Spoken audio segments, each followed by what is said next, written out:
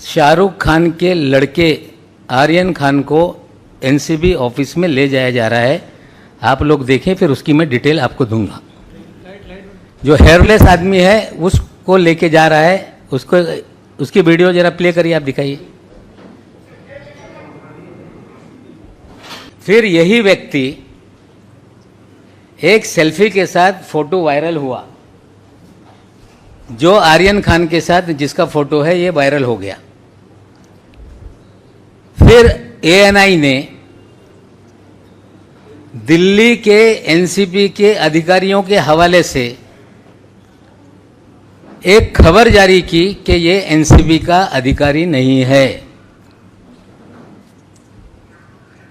इसका एनसीबी से कोई संबंध नहीं है।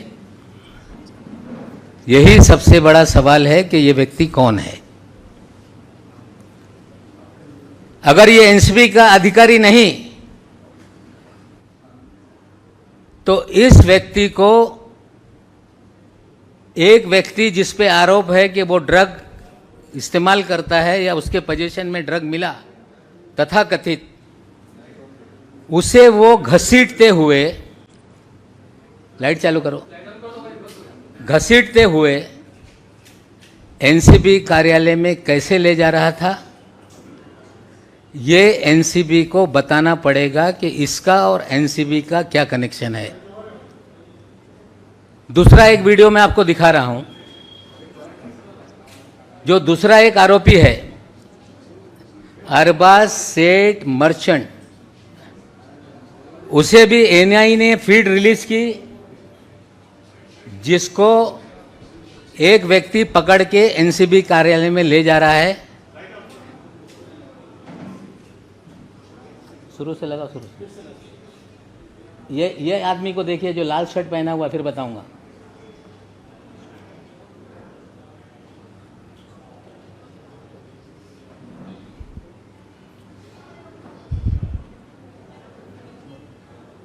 जो मरून शर्ट वाला है, मैं इसको दे देता हूं, आपको देख लेना आप लोग। दोनों फीड ये एनआईए एजेंसी ने जारी करने का काम किया है। पहले वाले से एनसीबी ने कहा कि हमारा कोई ये अधिकारी नहीं है। पहले वाले का नाम है केपी गोसावी। जो दूसरा वाला व्यक्ति है जो अरबाज को ले जा रहा है, उसका नाम है मनीष भानुशाली। ये भी एनसीबी का अधिकारी नहीं है, ये भारतीय जनता पार्टी का उपाध्यक्ष है। इसकी प्रोफाइल पे जो जो फोटो है लोगों को दिखाने का काम करो। मनीष भानुशाली का, मनीष भानुशाली और फोटो नेक्स्ट नेक्स्ट। राष्ट्रीय है, मुंबई का है, ये बीजेपी बताएगी। उपाध्यक्ष लिखा हुआ है उसके प्रोफाइल पे। इन महाशय के फोटो देश के प्रधानमंत्री मोदी जी के साथ हैं। मनीष भानुशाली के फोटो अमित शाह जी के साथ हैं। मनीष भानुशाली के फोटो देवेंद्र फडणवीस के साथ हैं। मनीष भानुशाली के फोटो गुजरात के कई मंत्रियों के साथ हैं। मनीष भानुशाली के फोटो आशीष शेलार के साथ है, नड्डा साहब के साथ है, केंद्रीय मंत्री, रेल राज्य मंत्री के साथ है। एनसीबी को बताना पड़ेगा कि मनीष भानुशाली लाइट के और एनसीबी के क्या रिश्ते हैं। दो हाई प्रोफाइल एक्यूज, एनसीबी ने दावा किया कि क्रूज पे हमने छापा मारा, 3 दिन तक प्लानिंग चलती रही, 26 अधिकारियों के जरिए रेड की गई और जोनल ऑफिसर ने स्टेटमेंट दिया था कि हमने 8 से 10 लोगों को डिटेन किया है। उनकी भी बाइट है, मैं आपको थोड़ी देर में दिखाता हूं। बाद में खबर आई कि 8 ही आदमी थे। एक अफसर जो पूरी तरह से रेड को मॉनिटर कर रहा है, वेग स्टेटमेंट करता है कि 8 से 10 लोग थे। या तो 10 लोग रहे होंगे, 2 लोगों को छोड़ा गया। या 8 ही लोग थे, किसी और 2 लोगों को फ्रेम करने की साजिश एनसीबी ने की थी, ये स्पष्ट हो रहा है। और कुछ चीजें हैं, पहले वो बता देता हूं, फिर चीजों को फिर विस्तार से एक्सप्लेन करता हूं। जब ये सारा मामला शनिवार रविवार को टेलीविजन पे चल रहा था, रविवार को 8:30 बजे एनसीबी ने कुछ फोटोग्राफ और एक वीडियो रिलीज किया है क्राइम रिपोर्टर्स को। यह है वो फोटो। ये सारे फोटो कई चैनल पे चलाए गए। क्लेम किया गया कि इसमें चरस है, क्लेम किया गया कि इसमें कोकीन है, और फोटो क्लेम किया गया कि इसमें कोई केमिकल की टेबलेट्स है, और ये हमने सीज किया है। किसी भी रेड में सीजर करते समय उसका एक प्रोसीजर है, एनडीपीएस एक्ट में भी प्रोसीजर है। खबरें प्लांट की गई कि क्रूज से हमने पकड़ा है, लोगों के पास से हमने ये बरामद किया है। ये कोई भी मामला जो सैंपल के फोटो जारी किए गए, ये दिल्ली के एनसीपी से लोगों को जारी किया गया है। ये फोटो किसी क्रूज के नहीं है, ये फोटो किसी क्रूज टर्मिनल के नहीं है, ये फोटो जोनल डायरेक्टर के केबिन के अंदर के फोटो हैं। उसकी भी एक छोटी वीडियो आपको दिखाता हूं। वीडियो चला, वीडियो।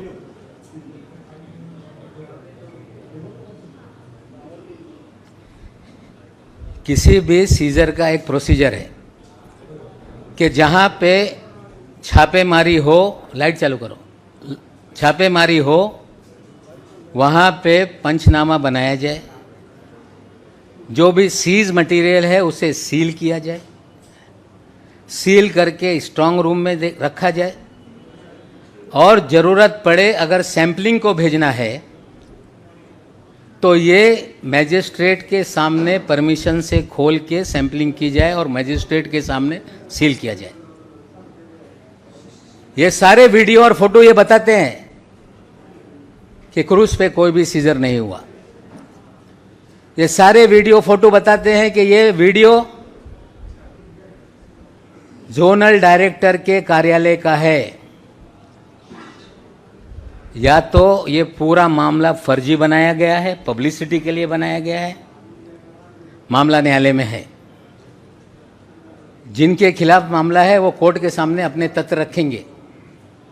लेकिन पहला सवाल मेरा ये है एनसीबी से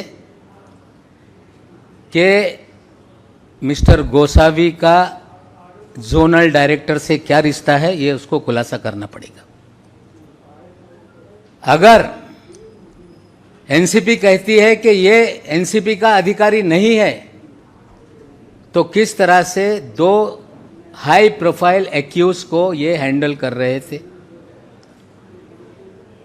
मनीष भानुशाली ये एनसीबी का अधिकारी नहीं, फिर ये दूसरे हाई प्रोफाइल जो एक्यूज है उसको कैसे हैंडल कर रहा था। सवाल ये उठ रहा है कि क्या एनसीबी को अधिकार है कि प्राइवेट लोगों को हायर करके या उनकी मदद से रेड की जाए? अगर है तो किस कानून के तहत, इसका भी खुलासा एनसीबी को करना पड़ेगा। हमारा सीधा आरोप है कि पिछले 1 साल से भारतीय जनता पार्टी महाराष्ट्र को, महाराष्ट्र की सरकार को, मुंबई की फिल्म इंडस्ट्री को, बॉलीवुड को बदनाम करने के लिए फर्जीवाड़ा रच रही है। और पूरा 3 तारीख का ड्रामा ये फर्जी है। और श्री मनीष भानुशाली, इनका प्रोफाइल अभी उन्होंने लॉक कर दिया है। कल शाम से गोसावी का प्रोफाइल लॉक है, लेकिन मनीष भानुशाली के हमने 2 दिन में उसकी जो मूवमेंट है हमने निकाली है। 21 तारीख के दिन मनीष भानुशाली ये दिल्ली में था, कुछ मंत्रियों के घर पे। 22 तारीख को मंत्रालय में गांधीनगर में ये रहा। 28 तारीख तक गांधीनगर के मंत्रालय में लगातार इसकी बैठकें होती रही। और ये 21-22 तारीख की तारीख बहुत इम्पोर्टेंट है। भानुशाली 21-22 तारीख की तारीख इसलिए इम्पोर्टेंट है कि मुंद्रा पोर्ट पे गुजरात में 3,000 करोड़ के 27,000 करोड़ मुझे पता नहीं, लेकिन एक बड़ा अफगानिस्तान से ड्रग का कंसाइनमेंट पकड़ा गया। तो मनीष भानुशाली दिल्ली में किससे मिल रहा था? मनीष भानुशाली गुजरात में किन मंत्रियों के साथ बैठा था? 28 तारीख तक मनीष भानुशाली गुजरात के मंत्रालय में क्या कर रहा था? 28 को फिर बंबई आता है, फिर 1 तारीख के दिन फिर गुजरात में मंत्रालय में जाकर राणा नाम के एक मंत्री है उनके साथ बैठक करता है, और 3 तारीख को छापेमारी में लोगों को गिरफ्तार करता है। ये सारे सवाल के जवाब हमें लगता है कि एनसीपी को देना पड़ेगा। पूरा एनसीपी का इस्तेमाल भारतीय जनता पार्टी लोगों को बदनाम करने के लिए, अपने नेताओं और कार्यकर्ताओं को छापेमारी करवाने के लिए, जो लोग उनके खिलाफ है उसका इस्तेमाल किया जा रहा है। हमने सवाल खड़े किए हैं कि मनीष भानुशाली का गुजरात ड्रग का क्या कनेक्शन है, एनसीबी बताए। भारतीय जनता पार्टी बताए कि उनका उपाध्यक्ष राष्ट्रीय उपाध्यक्ष है, जो मोदी जी का एक्सेस है, जिसे अमित शाह जी का एक्सेस है, जेपी नड्डा का एक्सेस है। और मनीष भानुशाली को कौन सी जिम्मेदारी भारतीय जनता पार्टी ने दी है, ये दोनों लोगों को खुलासा करना पड़ेगा कि एनसीपी का भानुशाली का क्या कनेक्शन है, भारतीय जनता पार्टी का भानुशाली का क्या कनेक्शन है, और जो भी पिछले 1 साल में मुंबई शहर में बैठकर एनसीबी कर रही है, सारा फर्जीवाड़ा करके लोगों को बदनाम किया जा रहा है। जितने भी मामले बनाए गए, फिल्म वालों को टारगेट करके पब्लिसिटी लूटी गई। लगातार सारा देश का मीडिया अलग अलग लोगों को पूरी तरह से मीडिया ट्रायल करता रहा।